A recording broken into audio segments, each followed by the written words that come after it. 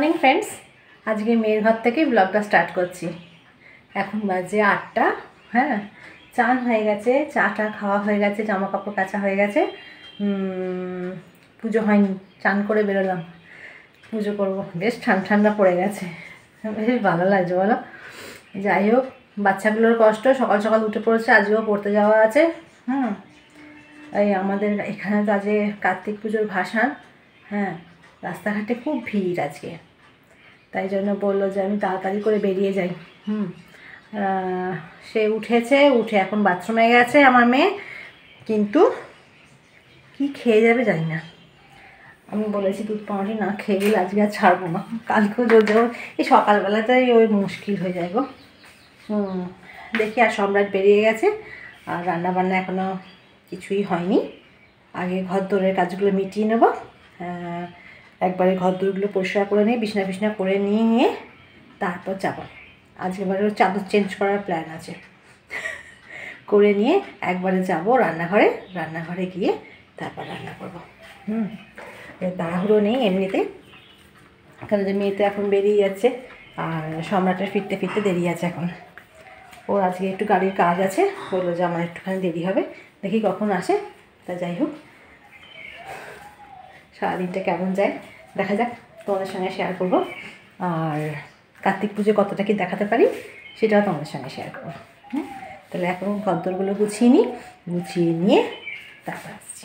আর এই দেখো, চাদর চেঞ্জ করে দিয়েছি, বিছনা তোলা কমপ্লিট, শুধু বালিশগুলো দিয়ে দেবো, ব্যাস, তাহলেই হয়ে যাবে। আর এখনও আলমারির মাথাগুলো এখনও ঝাড়াঝুড়ি হয়নি, ওগুলো ঝেড়ে একবারে পরিষ্কার করে নেব।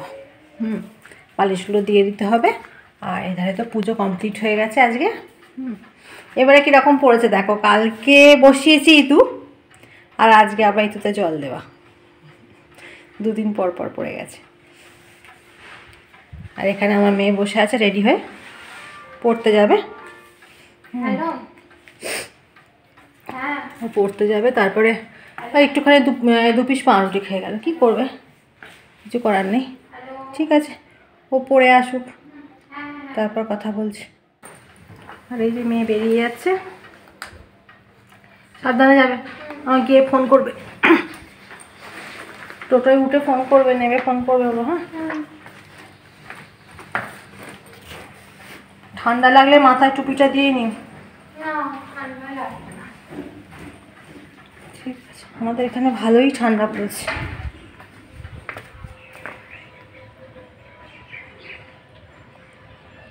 ও যাবে এখন অনেকটা দূর, এখান থেকে টোটো ধরবে, আবার টোটো বদল করতে হবে, মানে ওকে তিনটে টোটো বদল করে যেতে হয়। সেই কোথায় গেল?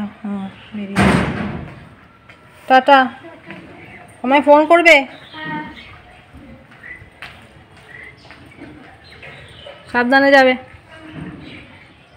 হ্যাঁ, একদিন পর দেখো মা চলে এসছে, চিংড়ি, ভেটকি আর রুই।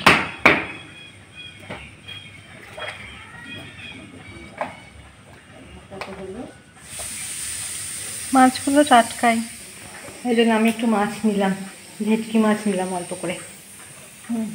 চলো রান্নাঘরে যাবো, এবার সব ধোয়াধুয়ি করবো। চলো, আর এই যে মাছ কিনেছি, ভেটকি মাছ। চলো ওপরে যাই, এবার ওপরে গিয়ে আমার কাজ শুরু হবে। মাছ ধোয়া আছে, চিকেন অর্ডার করেছি গো আজকে, চিকেনটাও দিয়ে গেছে, চিকেনটাও ধোবো। এই যে বেসিনে রইল মাছ, আর এই দেখো চিকেন অর্ডার করেছি, চিকেন দিয়ে গেছে, সব ধোয়াধুয়ি করব। আজকে ইচ্ছে আছে, আলু পেঁয়াজ ভিজিয়ে রেখেছি, কাটবো একদম পাতলা করে, চিকেনের ঝোল আর ভাত, এটাই ইচ্ছা আছে। দেখি তারপর কি করা যায়। এই যে পেঁয়াজ ভাজতে বসিয়ে দিয়েছি, পেঁয়াজ ভাজা হচ্ছে। আর এখানে আছে মাংসের আলুটাকে ভেজে রেখে দিয়েছি, গোটা আলু দিয়েছি গো। সম্রাট কালকে ছোটো ছোটো আলু নিয়ে এসেছিলো, বেশ ভালো লাগছিলো, ওই জন্যে গোটা আলু দিয়েছি, বেশ ভালো লাগে খেতে। আর এখানে দেখো মাংস ম্যারিনেট করে রেখে দিয়েছি সব কিছু দিয়ে। আর এখানে একটুখানি ধনেপাতা, কাঁচা লঙ্কা আর কি দিলাম, একটা টমেটো পেস্ট করে রেখে দিয়েছি। আর এখানে ধনেপাতা ভিজছে, লাস্টে দেবো একবারে। মাংসের ঝোল ভাত হলেই আজকে মোটামুটি হয়ে যাবে। আর আমার এখানে ভাত কমপ্লিট। আর এখানে দেখো না, একটুখানি সম্রাট ফুলকপি নিয়ে এসেছিলো না, ফুলকপির ডাঁটিগুলোকে রেখে দিয়েছিলাম, চচ্চড়ির মতো করে দিয়েছি, হেভি লাগে খেতে এমনিটা। ওটা জলখাবারে আমি আর মানি খেয়ে নেবো, আর তো কেউ খায় না এসব। যাই হোক, মাংসটা কমপ্লিট করে নিই, করে নিয়ে তারপর আসছি। এই যে আমরা রেডি, আমি আর মেয়ে নাচছি, কার্তিক ঠাকুর দেখতে যাচ্ছি। তোমাদের দেখাতে নিয়ে যাবো, চলো। এই তো দুপা হাঁটবো, ব্যাস গলির মুখে দাঁড়াবো, দু একটা দেখবো, তারপর চলে আসবো। সম্রাট চলে গেছে আগে। আর আমাদের এখানে না বেশ ভালোই একটু ঠান্ডা ঠান্ডা পড়ে গেছে, ওই জন্য একটা এই দার্জিলিং থেকে কিনে নিয়ে এসেছিলাম, শালের মতো নয়, অল্প মাথায় দেবার মতো, ওইটাই নিয়েছি। তা লাইটটা অফ করি। এ বাবা অন্ধকার।